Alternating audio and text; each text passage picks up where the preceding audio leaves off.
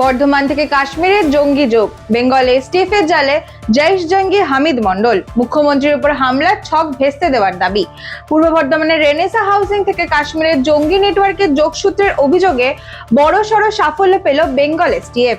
জৈশ-ই মোহাম্মদের সাথে যুক্ত বলে অভিযুক্ত হামিদ মন্ডলকে গ্রেফতার করেছে স্পেশাল টাস্ক ফোর্স। তদন্তকারীদের দাবি, ধৃত হামিদ কাশ্মীরের সাজ্জাদ ভাট গোষ্ঠীর সাথে যুক্ত ছিল এবং দীর্ঘদিন ধরেই জঙ্গি কার্যকলাপের সাথে যোগাযোগ বজায় রেখেছিল। তদন্তে উঠে এসেছে পশ্চিমবঙ্গের মুখ্যমন্ত্রীর উপর হামলার ষড়যন্ত্রের পরিকল্পনায় জড়িত থাকার অভিযোগ রয়েছে হামিদ মন্ডলের বিরুদ্ধে। এই অভিযোগের ভিত্তিতেই তাকে গ্রেফতার করা হয়েছে বলে এসটিএফ সূত্রে জানা গিয়েছে। ধৃতকে জিজ্ঞাসাবাদ করে তার নেটওয়ার্ক সহযোগী এবং সম্ভাব্য জঙ্গি পরিকল্পনা সম্পর্কে আরো তথ্য জানার চেষ্টা তদন্তকারীরা করেছেন। নিরাপত্তার স্বার্থে রাজ্যের একাধিক জায়গায় নজরদারিও বাড়ানো হয়েছে বলে সূত্রের খবর। আজ অভিযুক্ত হামিদ মন্ডলকে আদালতে তোলা হবে।